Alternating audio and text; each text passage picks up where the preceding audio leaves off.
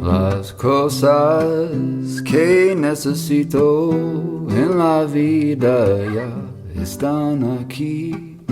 Las cosas que necesito en la vida ya están aquí. I am free, free as a bird now, with my feathered wings. I am free, free as a bird now. Hey everyone, welcome to the Camino Cafe. It is September. I can't believe summer is coming to a close, but it's been a good week. And one of the reasons that I've been celebrating this week is Casa Susie reopened. That is after 674 days, I think they were closed. And my guest today, Russ Eanes, actually was a guest at Casa Susie, which we're going to talk about hopefully here in a few minutes. But I just want to congratulate Susie and Furman. It is just such a relief to see them reopening and seeing the photos of pilgrims staying there right now. And the Camino is alive, everyone. Every day there have been loads of pilgrims that have been getting their compostelas, and it's just exciting to see. For me, I'm waiting on my visa. If you haven't heard already, I am trying to move to Spain for a year and maybe longer. So I'm still waiting on that. And so hopefully some big announcements will be coming up soon about that as soon as I get that in the mail. And, it's feeling good, isn't it, everyone, to see things kind of reopening, still realizing that we've got a way to go with everything and getting everyone feeling safe and the world healing, but hopefully we're on our way. So anyway, I'm very excited to have Russ here with me today. He wrote a fantastic book about his pilgrimage, The Walk of a Lifetime. And as many of you know, I've read a lot of Camino books, and I got to tell you, I think this is a wonderful book for those who are contemplating walking, as well as those that have already walked, because I think there's a lot of gems in here that would help you process after your walk and also prepare. So Russ, welcome. Thank you for coming today. Thanks for having me. I'm glad to be here. Now are you in the Shenandoah area? I'm in the Shenandoah Valley, yes. Okay, I traveled there, maybe 10 years ago. And I just want to give a little shout out for that area. It's one of the most beautiful areas of the US, I think. It really is. I feel fortunate to live here. Yeah, when you would talk about sitting out on your deck enjoying coffee in the morning, I could just really picture the forest there, just gorgeous, absolutely gorgeous. So I want to start, you walked in, it was 2018. So I always like to start with the easy question, how did you first find out about the Camino? Yeah, I think the first time I found out about it was when I read about it in a book by a medieval mystic, Marjorie Kemp. She mentioned her pilgrimages to the Holy Land, to Rome, and to Santiago de Compostela. And I said, I wonder what that place is. And then that was like 1998. Well, every year for the next 10 years, I would meet people who they'd walked or biked the Camino de Santiago. And so I keep thinking, what is this? What is this? And I would read more about it. And I'd say, that sounds really interesting. And then in 2008, a friend of mine, Arthur Boers, who wrote the book, The Way is Made by Walking, I was talking to him in his office at the Mennonite Seminary. And I'd known him for a long time. And he said, I told him I was really interested in this Camino. He says, I just wrote a book about it, signed the book, handed it to me, said, here you go. I read it like in weeks. And I said, that's it.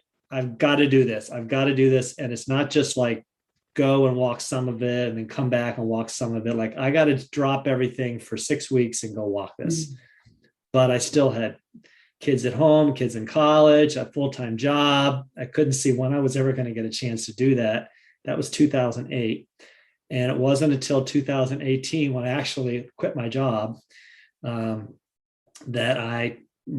soon as I quit my job, or as I was planning to do it, my wife said, you realize the first thing you need to do after you quit your job is you need to go walk the Camino de Santiago. I said, yep, we're going to go walk the Camino Frances. During that next decade, between 2008, 2018, continued to meet people that walked it. David Landis, a friend who does the Village of Village Guides, lives here in Harrisonburg, and he kept giving me free copies of the latest edition of his guide and saying, you can do it. And finally, 2018, I got the time to do it. Wow. And so you were kind of at a pivot point in your life. So you were just getting ready to turn 60 or had just turned 60. Yep. you were getting ready to make a pivot in your career. So it seemed like a really good time for you to kind of take that 6 weeks and go and walk. It did. There were a lot of things about it. One was like, this is a junction in life, and I just need to kind of reset for the next part of life. Mm-hmm. But a part of it was also, I need to have some accomplishment for this part of my life. Was another thing. Can I do this physically, mentally, emotionally, spiritually, take off and go do this? And can I accomplish a dream? Which was a big thing. And it happened. I love that. I really enjoyed in your book, first off, your photos were gorgeous. You have a really great eye for photos. And they're very unique and really beautiful. And also you've quoted so many different authors that haven't really been quoted a lot in books. I really enjoy that part about your book. But I want to start in the beginning. I really admired your idea of coming up with a set of principles of how you were going to walk. So I think let's start there. You talked about, I think there were seven different principles. Yeah. That you came up with. So I wonder, I don't want to give away your whole book, but maybe, what would be the top 3 principles that you think really kind of guided your walk out of that 7? Yeah, I think, I don't know where the principles came from. I had been asked to write something in a blog, one of the Camino blogs about it. And I don't know, I'd been thinking about this as I'm a journaler, and I'd been writing in a journal kind of goals and things, thoughts for the year. And as I thought about the journey, the pilgrimage, I said, I need to be intentional about it. And somehow these 7, it was just distilled into these 7. And a lot of it was just about, I was not going to be in a hurry. So for once in my life, no hurry. All I have to do every day is get up and walk. I know where I'm starting. I think I know where I'm going. I have all the time in the world.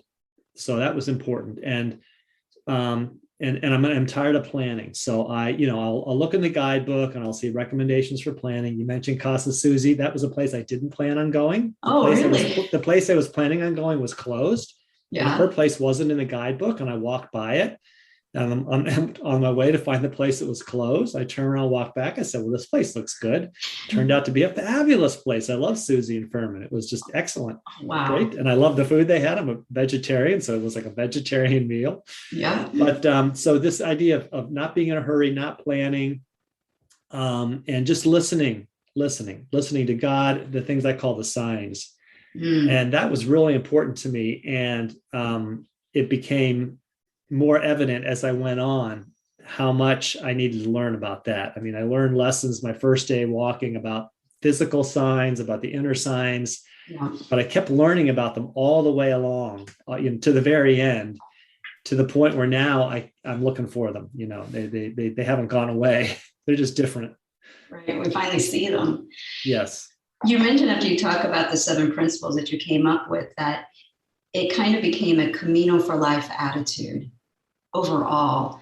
And I wonder if you could just kind of speak to that how you've carried that attitude home with you, and, just like the whole idea of going more slowly or listening more, not planning as much. How is that translated into your current life?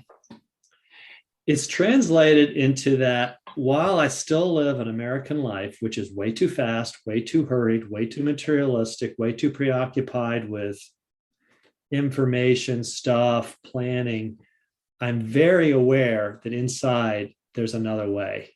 And so I catch myself. I stop and say, don't need to be in a hurry. Relax, you'll get there. Or I don't need that stuff. I don't have to buy that. I don't need that.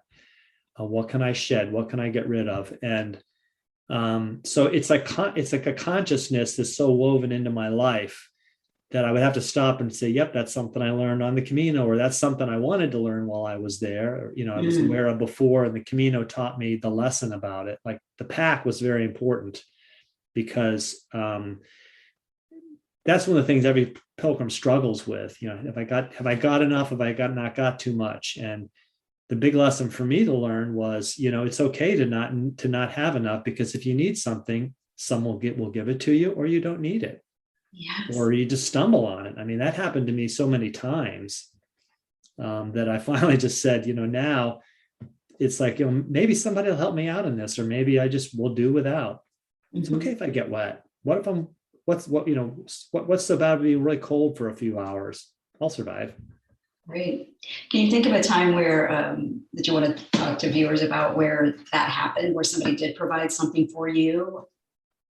Oh, it happened again and again in little ways and big ways. I mean, I just remember one day I had, when the Camino, when you sort of, you got a guidebook, you're mentally planning, there's a village coming up in a few kilometers. I'm getting hungry. I think I'll stop there and get a cup of coffee or a breakfast or whatever, your second breakfast. And you walk in the village, it's all closed. Right. It's like, wait, what is this? Wait, it's 11 o'clock in the morning. It's not time for siesta. And they have a different mindset than we do. They want to close, they close. And so, well, that's not fair. I'm thinking. And one of the first day, I'm at the third, fourth day I'm walking, I passed through a village that was closed. I was kind of mid-afternoon. I was kind of hungry, and I went and sat down. And that's when I discovered my first blister, by the way. And this couple I knew from California, Paul and Lori, I came across them sitting at a picnic bench, and I sat down by them and took my shoes off to air my feet out. And that's when I discovered I had this blister. And Lori handed me this stuff called runner's tape. She said, just put this over your blister or where you're getting a hot spot. You don't need a Band-Aid. And then she also handed me a sandwich. She goes, we've got too much. We bought some stuff at the grocery store in the last town. We got too much. You want a sandwich? I'm like, yes, I'd love a sandwich. And our American sort of mindset is like, well, no, I'm okay. I don't need a sandwich. You don't want to admit that you didn't plan, Right. or that you're hungry. It's like, thank you. I'll take a sandwich. And the rest of the Camino was like that. And I could give to people. I also here I've got, I'll go buy more food later, or sure, you can have my charging cable, or sure, you can have the bottom bunk. That's okay. I'll climb to the top bunk. Mhm. It's or I found a raincoat along the way, and I was pretty sure I knew who it belonged to, and I kept trying to find them, connect with them, and anyway, it's that kind of thing where it kind of becomes the new way of being. Mm. Yeah. I like what you said about how we kind of have this mindset here where we don't want to show that we didn't plan well enough, or it's like it feels very vulnerable to do that. Yet on the Camino, we seem to be able to open up and to accept gifts as well as to give gifts. Yeah, and I talked about this man I met along the way, Frank, who was from Germany, and he'd already walked 500 miles by the time he got to Saint Jean, and so he was a legendary to me and to others. And when I discovered that he was walking with colon cancer and was broke, I just gave him money. More than he asked for. He wanted money for a cup of coffee. And I thought, that's okay. There's plenty of money. Yeah. You're going to need this much for the next day or two until your bank account, he's waiting for a disability check to come in. Wow. So yeah, it was like a no-brainer to me at that point. Yeah. You did some research, there were several years where you were thinking about going on the Camino. And so you obviously did get to plan. But once you got there, what kinds of things surprised you the most that you didn't know to plan for, or you didn't think were going to happen or were important? Well, that's a good question. I didn't realize how quickly and easily I would get to know other people and become friends. Not that I'm not a type of person who would do that. I just had no idea. Who will I meet along the way? How will I know them? Will they be friendly or not? Will they keep to themselves? And I found remarkably on the Camino, there was just a great community formed. And I wasn't one of those people that, a lot of people immediately they get in with a group of other people and they form this little family they walk with. I wasn't that. Yeah. I was a solo walker, and I met a lot of solo walkers. But, I met people that there's people I met the very first night on the train station in Bayona that I saw all the way to Santiago, but they would disappear for weeks. And suddenly you walk into a cafe in the morning for coffee and they're sitting there. And I haven't, where have you been the last 2 weeks? And that kind of stuff, I just didn't know what happened. Yeah. Yeah. So the surprise of being able to form friendships, and was it surprising to you how deep those friendships kind of became and even continued after the pilgrimage? Has that happened for you? No, I had, that has happened, and they've all remained friends, and yeah. I'm glad for that. The other thing that happened along the way was I was still surprised after I'd been walking 3 or 4 weeks how deeply this sort of what I call American mistrust, maybe it's not American, this mistrust, and the story I tell about walking into Villafranca del Bierzo at the Phoenix albergue, and the guy dragging me into breakfast, and I'm like, whoa, who is this guy? Why is he grabbing my pack? Why is he pushing me? I went. But I was like, what? I mean, it wasn't scared. It was just like, it was more like it was strange. Like, why is this happening? Right. And then he kicks open the door to the dining room, and it's full of food, and there's nobody in there but me. And he goes, he said in Spanish, I forget what he said, something that's all free. You can have it all. And I'm like, why am I not expecting this? Right. Of course, that's what it was leading me to. Well, I think when you were describing that story, and I was imagining had I been in that situation, I probably would have been like a little nervous. And like he took your pack and, was really, really strongly encouraging you to go in there. So I do think that would be a little unnerving and, not really knowing what to do. So that was a great story about, just trusting and, what a great breakfast you had as a result. And this guy was just trying to be nice. But I think in the States, sometimes we don't know how to react to that with people, do we? No. You talk in your book about starting off solo, and I was just trying to find it. I can't find the page, but I love this part. Let's see. He's talked about starting off walking on your own. Do you remember that part? I can't remember where it is. Yeah. So I started off the first day, and it was like, I'm finally here. I've been dreaming of this for 20 years. I have 6 weeks. And what am I doing here? I love that. It's raining. It's cold. There's no one in front of me, no one behind me. Yeah. And it's sudden. And my big loving family is all, 3,000 miles away. I'm not going to see my wife for 4.5 weeks. I've been apart that long in 39 years. And what am I doing here? And so, but I just kept walking, and eventually, I kind of left behind that feeling and just kind of took in my surroundings. And it was early spring, so it wasn't like, this is all beautiful. The fields were very green, but there were no leaves on the trees, and it had been cloud, and then it's slowly just the clouds lifted physically, and the rain stopped, and then my spirit got lifted, and then, looking around, the streams are gushing, and then this thought comes to me: it's a great day to be alive. Who knows where I'm going to be, what's going to happen to me. And it was like, that's so simple. That's so simple. It's a great day to be alive. Don't think about the past. Don't think about the future. You're right here, right now. Mm-hmm. It's a great moment to be alive. And that came to me every day for the next 4 weeks. I wake up in the morning, walk off. It's a great day to be alive. Yes. Great day to be alive. I love that part. When you have a chapter, it's chapter 7, where you say the Camino is a river. And you started off with a quote by one of my favorite authors as well, Kevin Codd, where he says, "I'm not a lone pilgrim out here. I am one part of a grand pilgrimage extending beyond the horizon and back into time." And then you go on to say, "I walked solo with a few hundred, even thousands of other people. This is what I say when I'm asked if I went on pilgrimage by myself." And I wonder if you could kind of speak to that, because I think for a lot of folks, when we tell people we're going to go on this pilgrimage and that we're going to be walking alone, people are kind of shocked and like, is that safe? What are you thinking about? What? But we don't really end up being alone. So I wonder if you can kind of talk about what you were thinking about as you were writing this and how that experience played out for you. Yeah. And that is such a common question. Did you go by yourself? Yeah. And I say, I walked solo, like I said, with hundreds of other people, because you get to know people. You see them, their faces are familiar. You finally have a conversation with them. You discover things about them.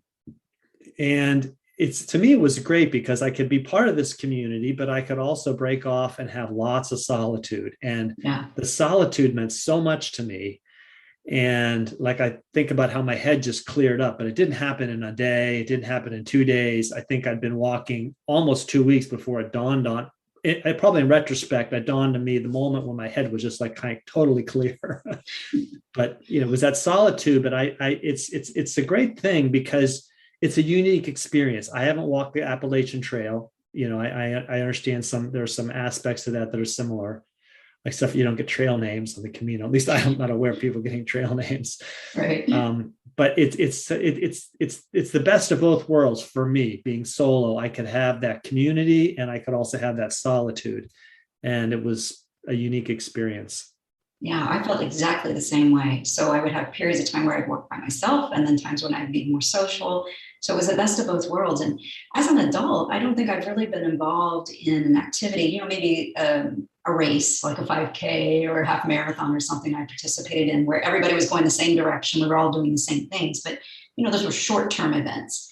And this was really fun to be what you really say, that the Camino is a river. You're in this river and you're kind of passing by the same people. They're passing by you, but you can be alone or you can be with someone. So it's got the best of both worlds. Yeah. What would you say was your best day? Like if you were to say like that day, that was the essence of the Camino. Can you give us a description of where you were or what it felt like? Oh boy, that's really hard because there's so many. Yeah. There's a day that I was just thinking about this morning. I went on a bike ride this morning and I was thinking a little bit about it. And the day I left Los Santos and was walking to Atapuerca, which then after Atapuerca, I walked to Burgos, was kind of a dreary day. It started out in a drizzle and then the drizzle lifted and it was foggy. And on the way to Atapuerca, you cross over a small ridge, and I'm looking at my guidebook here to remember what it's called. There's a Villa Franca there also. And I passed through there and you go up over this low ridge and I walked up through it in the mist. And it was like at that moment, I think my head just really felt cleared out. I wasn't worrying. There was nothing I'd planning. There was no stuff I was going over from the past. I'd had days to do all that. And I was just totally in the moment. And the lyrics to a song came to me. So it was a Bob Dylan song, Hard Rain That's Gonna Fall. And the song is Where Have You Been, My Blue-Eyed Son? And he says, I've been on the side of 12 misty mountains. And that the word came to me that because I was walking up this little mountain ridge and it was misty.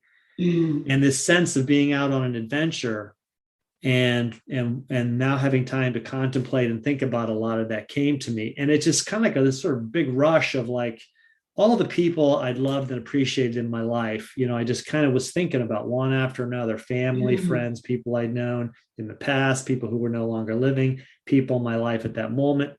A tremendous sense of gratitude for all of it kind of washed over me. It was not a great day outwardly. I mean, it was, and I think when I got up on the top of that ridge, I'm gonna have to look for the name of it. It was raining even. There was a little snack stand up there. The name of it is, I'm pulling out my guidebook. Oh yeah, no worries. I love that. It's Montes de Oca. So up on top of the Montes de Oca, you get up there and there's like the road, there's a dirt road, which in that day was not dirt, but mud, that goes into Bellarat, goes into San Juan de Ortega, and then through Ages to Atapuerca. And it was muddy, and then it actually cleared up that afternoon. So it wasn't the greatest day, but it was sort of this moment of just being really, really, really happy and not planning ahead, not thinking behind, knowing that in a couple of days I was in Burgos. That was a wonderful day. And also the morning I left Puente La Reina and I crossed the bridge and I could see the moon ahead of me. So the moon, normally you got the sun coming up behind you and your shadow comes up, and all pilgrims know that. Well, you also see the moon ahead of you as it's setting. A full moon was setting. And 28 days later, after my wife and I had joined me, I think we were leaving Melita. I'm not positive that was the place, but I think that's where it was. Which is toward the end, and we set off pre-dawn, or just as it was dawning, and we were heading out on the trail out of town. And I looked up, and there was a full moon right ahead of us. Mm. And it clicked with me. I have been walking every day for a full cycle of the moon. That's all I've been doing. And I haven't even been conscious of the passing of time. It wasn't until that moment it clicked with me. I mean, there's moments where you think about how long you've been gone or days passing, but that moment was just incredible. Mm. And and I also realized that I was getting toward the end, and I always knew the pilgrimage would end and I would go home. It was never sort of like dread. It was just like, I know that's going to happen. Yeah. But I could just feel this tremendous gratitude that I'd been there and on that. And I was really glad my wife could come and join me for the last week, because she got a sense of what it means to be a pilgrim. She'd heard a lot about it, and she met a lot of people that I knew, and they were like, oh yeah, we heard about you. And that was just a great moment and a great day. And I think that might be the day we walked to Salcedo. I'm trying to remember, which was just the most fun little village. Oh, the village where they made the little coffee that had they made the coffee, and the hospitalero was just a riot, and it was just a fun place. You called it something about like the village that where people forgot to be unhappy. Yeah, it was like no one could be unhappy in that village. And they made those coffees with your image on it. Yeah, the guy was making cafe con leche with people's faces on it.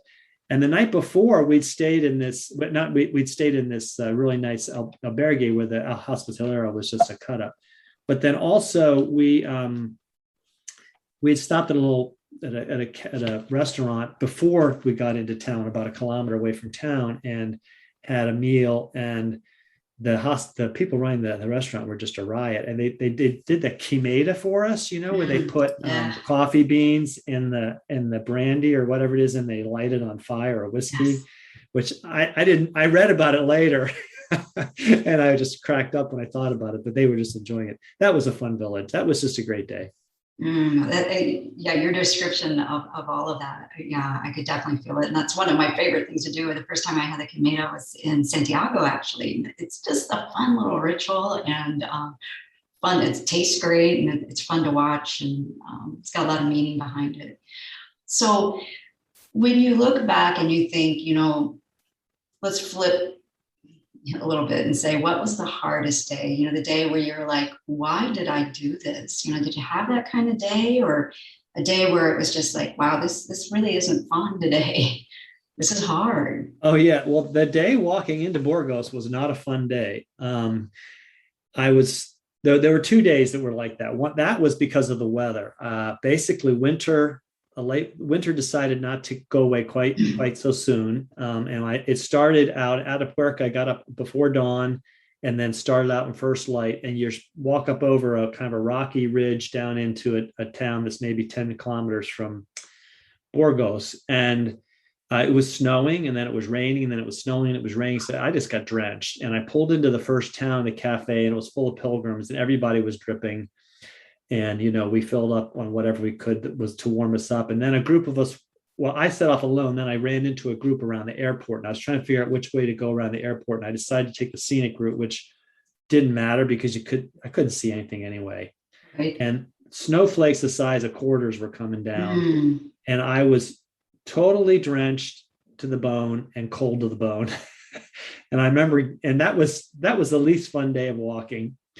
Another day that was hard in a different way was the day I walked into. Let me get the name of the place right. Mansilla de las Muelas, okay. Which is half a day from León. And you can go 2 routes there. One's along the highway, and the other way is much more remote. You walk a Roman road. And I'll get the section here. It was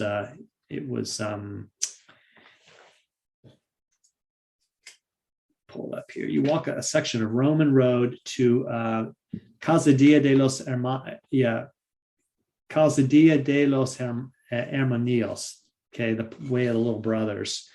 And the other way is to go through Albergo Raniero. And you essentially walk, I think that day I walked 17 kilometers of this old Roman road. And I was in this little town of Calzadilla, and there were only 3 maybe four other pilgrims in town. Two were staying in the albergue, which is the municipal where I was, or the donativo, and the other two were staying in another albergue. And I got up, everyone else was sleeping in. I got up at dawn and set out, and I didn't see, other than my first 15 minutes out, I saw a boy walking to school. And otherwise, I walked 17 kilometers, and it took me 3.5 hours. I didn't see a soul, no body, no person. And the road was straight, and it's as flat and wide open as can be. And I was, I kept thinking, I hope I'm on the right way, because I haven't seen a marker in a while. And it's really, looking back, there wasn't nowhere else I could go. And so the road eventually bends around and comes near the railroad track. And then for some reason, the trail had been all obliterated by bulldozers here, and I lost the route. And I got thinking, I haven't seen anybody for hours. And so in retrospect, the night before, I knew I was going to have to do this. And I was feeling anxious that I was going to have to set off in total solitude. I mean, because I knew all the pilgrims that were staying, they were all late sleepers, because I'd known some of them, and they were, and the others said, we're going to be sleeping in. So I hadn't seen anybody. Wow. And it was just hard anticipating and walking. And finally I get into Reliegos, and that's where I met this pilgrim named Narelle. And I finally, hey, I finally see another person. And I'm like, I really want a cup of coffee now and have something else to eat, because there hadn't been much to eat in the village the night before. And so we both go look around. The village was closed. I think she finally found a market with some chocolate, and she gave me, and so I walked into Mansilla with her. Anyway, it was just a day where it was just total solitude, but also the landscape is featureless, just wide open, flat. And it was sort of a day of just nothing. And it was hard. And I'm glad I had that day. You need those days. That's part of, for me, what the pilgrimage is, the cold, hard days and it's flat and featureless and lonely are in standing contrast to the fabulous days when you meet people and someone gives you something free. And anyway. Yeah. Wow. I think that would be a really hard day. I wanted to talk about, you mentioned in the book, an author talking about, and I can't remember his name, I'm sure you will, but talking about we pack our fears. We pack with our fears in mind. So I wonder, you kind of knew that before you set out, I believe. What do you think you packed that you could have left behind now looking back? Or did you mail anything back? What happened? I didn't. I'm one of those few pilgrims who didn't. I think I brought a couple extra pens that I didn't need. Okay. It was because I got a kind of famous ultra packer named Lint. His nickname is Lint or Clint. And I'd read some blog posts and a video about him. And then David Landis, who wrote the guidebook, told me, he said, if you don't, he said, take less, because don't worry, there's plenty of places to buy things along the way.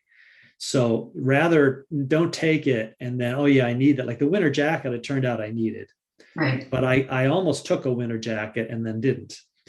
So I'm glad I picked one up along the way, because it was really came in handy when I hit those biting winds on the Meseta the first day out of Burgos.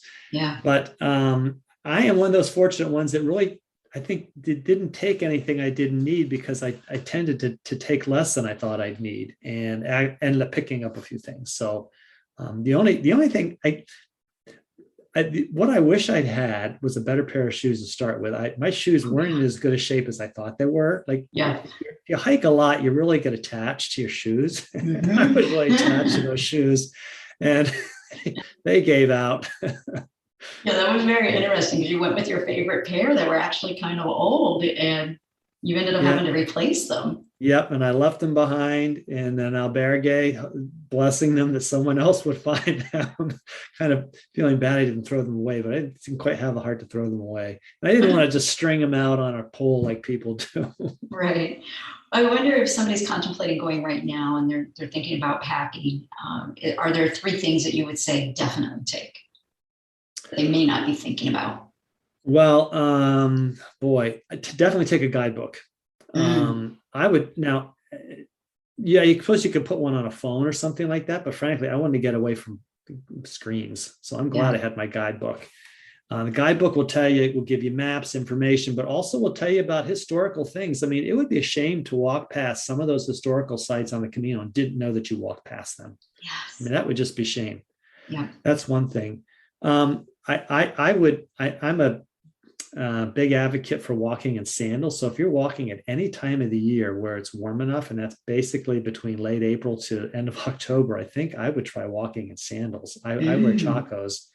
It's very hard to get a blister.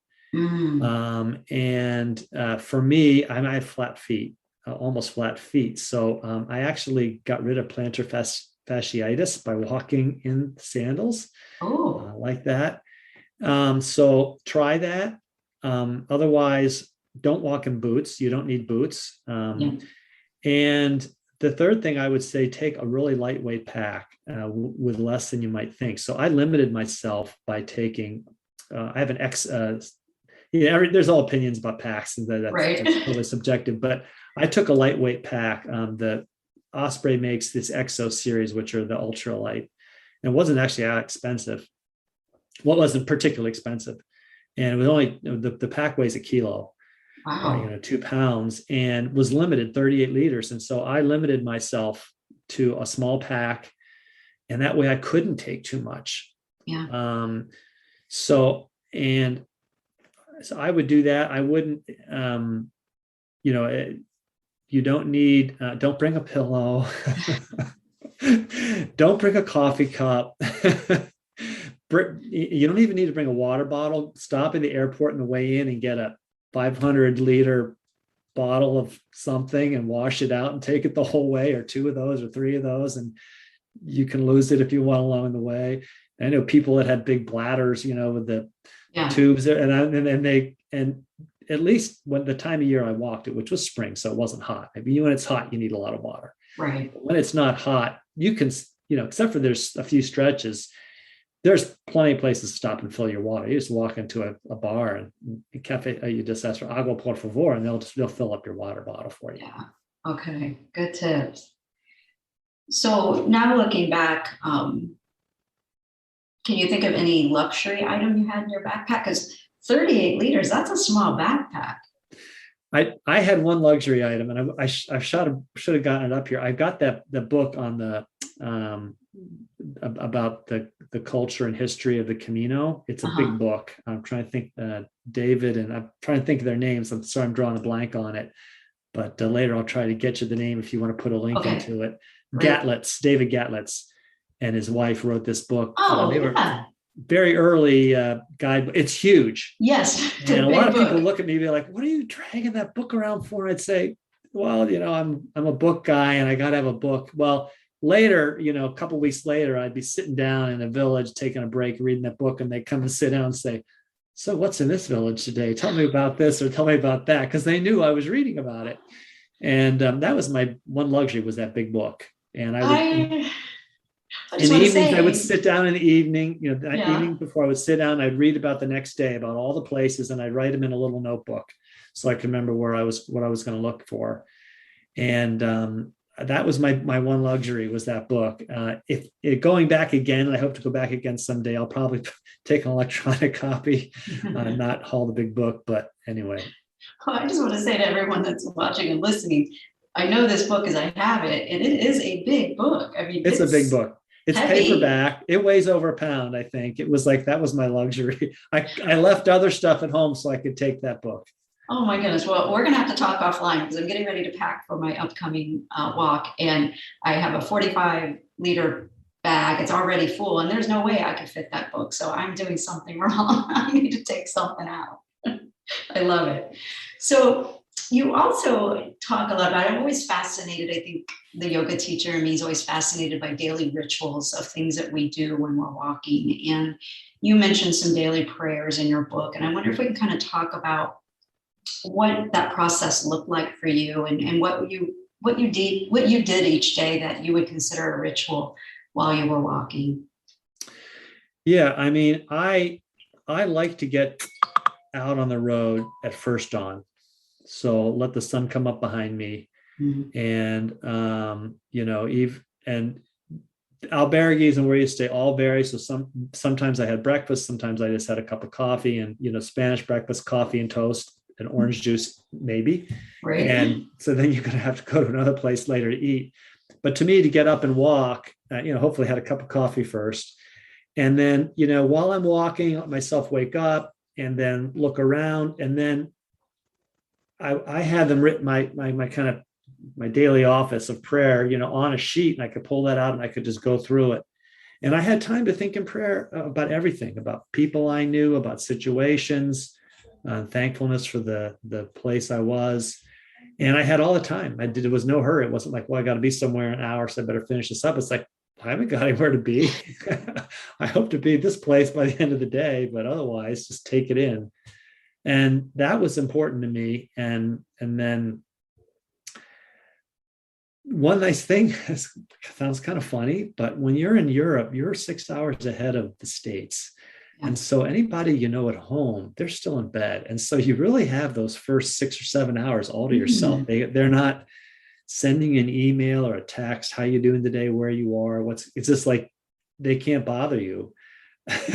And I did allow myself to be bothered because I have a big family and they want to know what I was doing. So I wasn't out of touch. There were only a few days where they hadn't heard from me.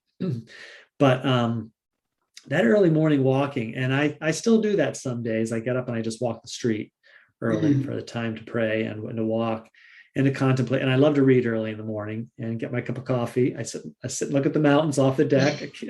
Can't be thankful enough for that every day. Before I start work. Sounds beautiful. And you include a really beautiful prayer in your book. So hopefully people will pick that up and take a look at your words there.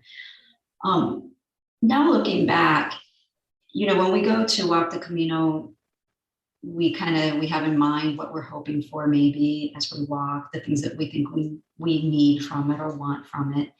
And there's a quote that says, the Camino doesn't give us necessarily what we want, it gives us what we need. And I wonder, now that you're sitting back a couple of years after your Camino, how has that translated into your life? Did you go for one thing but end up with something much different? Well, I had a sense, because I knew people that had been profoundly affected by it, that it would probably happen to me. So I wasn't surprised. I had no idea, none of us would have predicted in 2018 that we wouldn't be back to walk it again and again or walk other routes. That part's been hard for me. I stayed away. My wife and I went back to Italy in 2019 and walked part of the way to St. Francis. And I still want to go back and finish that. I would like to get back and walk some other routes. I want to walk the Via de la Plata, probably 2 sections, probably take 3 weeks to walk half of it, another 3 weeks to walk the other half. I want to walk the Invierno. I want to walk some other routes that are less trodden. And I would like to take some family members with me this time. Your question was, what have I taken with me? Well, how, we kind of go think like you were going because you were getting ready, you were turning 60, you were making this career pivot. What did the Camino give you that you needed, that you didn't expect? As a result of going, what's changed in your life? Well, people, I had this sense that I should take 6 weeks and be gone. A lot of people try to talk me into, why don't you just go next year for 2 weeks on your vacation, and the next year after that you can go for 2 weeks. I said, no, I think by the end I have 2 weeks, I'll just be starting to get into this and I gotta go home. And so I'm a big advocate for people to take as long as you need and not planning. You can plot out how long you think it'll take, but you don't have to have a plan for where you'll be, where you want to go. And I think that's a big part for me now. I'm much more open to whatever comes along, both on a daily basis and in other things. Like I took a full-time job this year, which surprised me. I never ever thought I'd work full-time again. But I love the job and they offered it to me. And I was like the sign. It was like, wait a minute. I knew that in my life, whenever I'd been offered or someone kind of recruited me for a job, it always turned out well.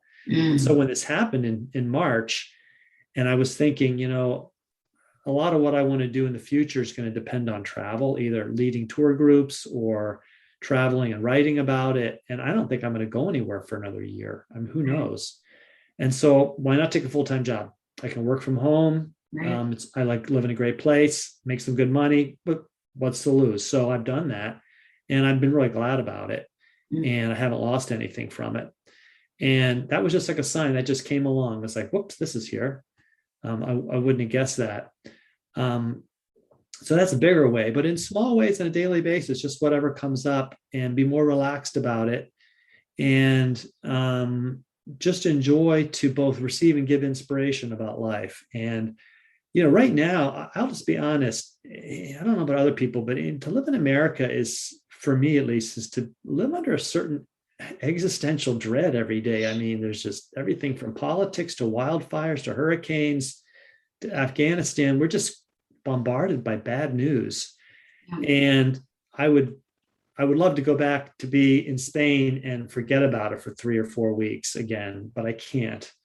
Right. But I can remember what I learned there, and where I am right now do that in a greater, smaller way. So like I walk or bike every day for an hour, and I try to take my mind off of what's churning through it and just be in wherever I am, where I'm walking or biking.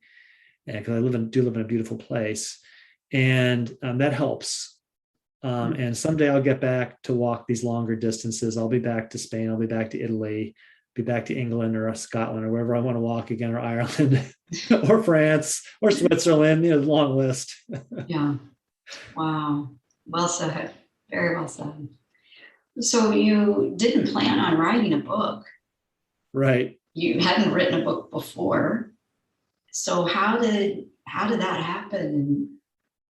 Yeah, as a book publisher, I'd worked with hundreds of authors, and I knew how much work it was writing a book. And I said, I want to write, but I don't want to write a book. That's a lot of work. For one thing, right. You got to keep your focus for like 2 years on it. Like, I don't think I could keep my mind on one thing that long. But I was thinking, after I left my job as a publisher, I would work as kind of a consultant, helping people who might self-publish, because I had directed a lot of people that got turned down by our publishing company to go self-publish. And so I was back just about 2 weeks, and I collected all this material. I didn't know what to do with it, material, experiences and thoughts, and then all the books I've been reading over the years. And I was on a bike ride, and suddenly this thought came to me, well, if you're going to teach people how to self-publish, you better go self-publish a book. And then the thought was, well, why not write one about the Camino? So I thought, okay, well, I'll take some of these stories, put them in anecdotes, bang, write it, be done with it as an experience. And it didn't happen that way. It took me a year and a half to write it, like it does. But the experience I loved. And as I started sending sample chapters to people, and they would say, I love what you're writing. Give me more of this. Tell me more. I want to hear, or this is missing. And I started a dialogue with readers. I really got into the process. And because books and literature and writing and publishing has been in my blood all my life, how the book was written was very important to me, the structures. And I worked with editors. I hired editors, I hired professional book editors. Okay. Because I knew that's what I needed. I needed designers and editors. And the editors helped me, and audience helped me. So so the structure emerged. The structure that came out was you're going to tell the journey from the beginning to the end. My editor says, I want you to walk out the door at the beginning of the book, and I want you to walk in the door at the end. And I said, yeah, but I had all these experiences, and they're really important. And it dawned on me, well, I'll just hang every experience somewhere on the journey. So you want to learn about the pack? We'll hang that on the chapter coming out of Burgos. You want to talk about learning about the signs? Well, I can do that the first day. If you want to talk about the community, I'll talk about that on the day that I was in Gragnon, and so slowly I could just put each of those things somewhere along the journey. And the other thing that I enjoyed, I read a lot of early Camino books. So I read Kevin Codd's books, and I can't remember the name of the woman who wrote the book, like in 1983. She walked the Camino. It was one of the early, very early books. And one thing I noticed, there was a lot of authors, even some self-published, they get repetitive. So it's like they tell what they did every day. I got up, I packed my pack, I grabbed my sticks, and I started walking, and I had breakfast. It's like, okay, my goal was, in the first couple chapters, I will give a prospective pilgrim, or someone who doesn't know what this is about, an idea of what it is to walk. So I'll give you the daily routine. And then you'll know that every day I had that routine. You'll know that I slept with earplugs and a mask every night because people snore. You'll know that I stopped for breakfast later in the morning because when you walk 25 kilometers a day, 15 miles, you get to eat all you want. And so then I said, I'll start then emphasizing experiences, and I'll kind of build it up in a crescendo because that's how it happens. And solitude was important. Well, solitude really hits you when you're in the Meseta because, there's not very much stimulation going on hour after hour. And so the structure kind of fell together. And then I had all these fascinating little conversations with people. And so I developed this device called the Camino Conversation. And I would stick those at the beginning of chapters just for fun, rather than putting them in the chapter so you could get an idea of the theme. Yes. And so that was another little fun device. I may have seen that somewhere else. I don't think I invented anything, but it was fun. And then, I would take stuff and I would restructure it and I'd put it back together and move this over here. And then chapters would come to me as I'm out biking or walking, and I'd write stuff down. And then I would how it all came together with the help of my editors was amazing. And I loved the process. And then I've loved telling people about it. And I'm shocked at the sales of the book. I mean, I've sold 3,000 copies, and I self-published, self-promoted book way beyond what I thought. And the part that pleases me the most is thinking that 3,000 people got a copy of that book and they're enjoying it. And I'm surprised. So that's why more books have to come in the future on all these aspects of biking, walking, being out and about. Anyway, it was the best way to process it, and I never would have thought. And along the way, I came up with this idea of just handing out business cards to keep in touch with people. Yeah. And so I wrote my name. I wrote writer, walker, cyclist, because those are the things I like to do now. Who I was in the past doesn't matter. That's what I do now. And I forgot where I was going with this. Anyway, people would ask me, "Oh, you're a writer. You're going to write a book?" Nope. I would tell them I have no plan to write a book. And that was true when I was walking the Camino. No plan to write a book. But I wrote so many letters home, and we had a family WhatsApp chat. I would send long reports about the day, and then I started posting things to friends on Facebook. And finally, I just pulled all those stories together and said, I guess it had to be a book. Well, I'm so glad you did. And I hope that people will go out and pick this up. I've read a lot of Camino books, and you and I were talking as we started out that it always fascinates me because I always think, I'm going to read another Camino book. I've already read so many. But each time I pick up a book, the story is as unique as the pilgrim, is as unique as each pilgrimage. And so there's always something to learn. And I think you were very creative in how you put your book together. And it's so interesting to me after having read it, hearing how you put it together. And it's like, yes, that's exactly, how I saw it. And I just really enjoyed it. I wanted to ask you about, I was speaking to Ray and Dominique, who own Casa Banderas, and they are expats from California, and they're actually on their way to open up their place right now. And when I was interviewing them, they talked about your book, and they were very inspired by you. And so I wanted you to know that. And I said, oh my goodness, I'm going to be talking to him in a couple of weeks. What a coincidence. Of course, in Camino Magic. But Dominique talked about the quote that you have in your book about it's better to die with your memories than your dreams. I get chills now just saying it. And I wonder if you could just talk a little bit about that, shed some light on that. I was walking to Sarria from Triacastela, and there was a makeshift snack. It has a name, and I can't remember the name of it. And the fellow who runs it, I've seen him in videos, and he wasn't there that day. It was a young Australian fellow there named Simon who was there that day. And it's like a barn, in a courtyard opened up, and it was just like they had snacks. And he asked me if I wanted some coffee. I said sure. And they had people just were doing free art all over the place. And I saw that painted on a rock. And, maybe it can sound a little bit corny like Dear Abby, but at the moment I'm like, yes, I don't want to die with dreams. I just want to die with memories. And As I've gotten older, I think a lot about, what would you do with the rest of your life? And I'm less concerned about living long as I am about living well, as long as I Mm. have. And I think too many people have dreams. And I don't remember if I said it in the story, but I always had this thing. People would say, when will you retire? And my answer is, I'm never retiring, because if you retire, you will die. And it's because when I was young, I would meet people, relatives who retired and then they died. Yes. And it's like, I'm not going to do that. So, and why would you retire? So then I've met people who would do work that they loved as long as they lived. And I would say, well, that's just what I want to do.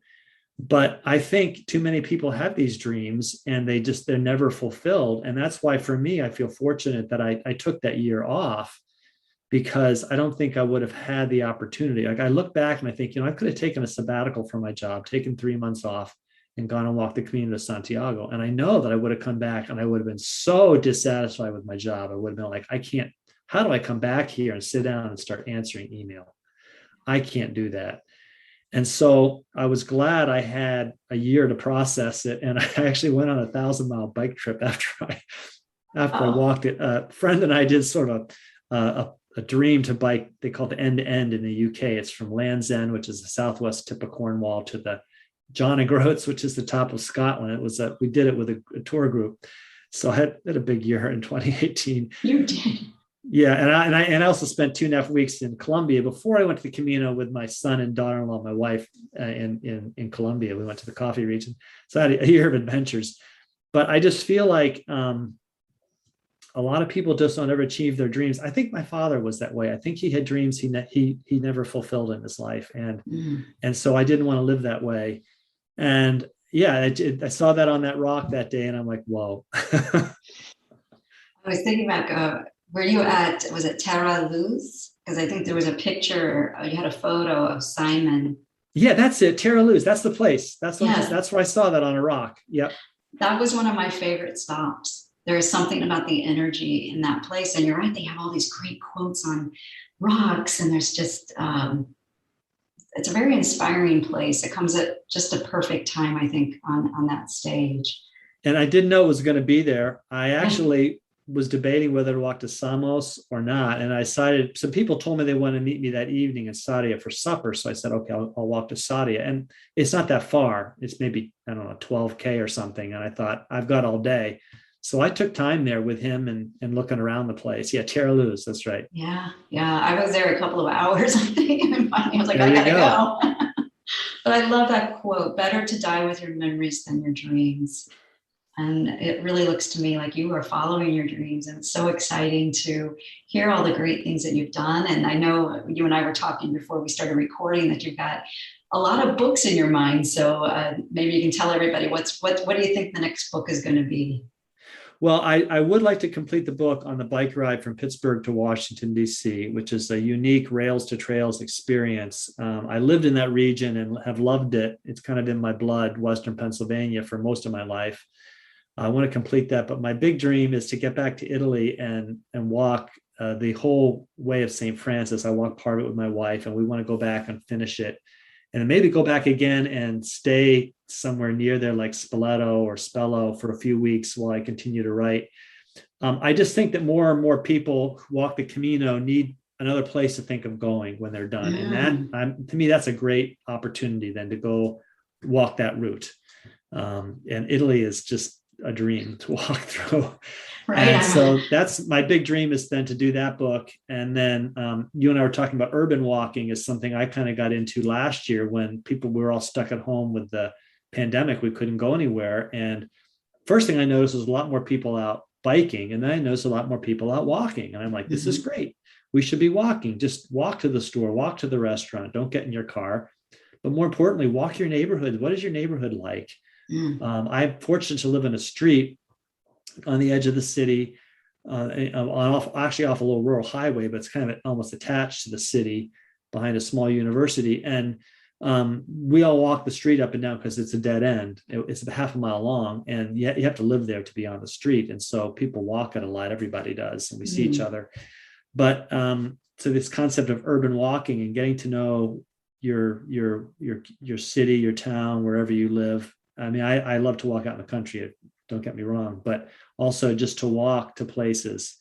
And my wife and I have sometimes talking about, let's go out for a walk one day. Let's go walk 10 miles and we'll walk 3 or 4 miles and stop and have coffee. And then we'll walk another 3 or 4 miles and stop and have a snack. And then, just kind of like you do in a Camino Right. in our own city.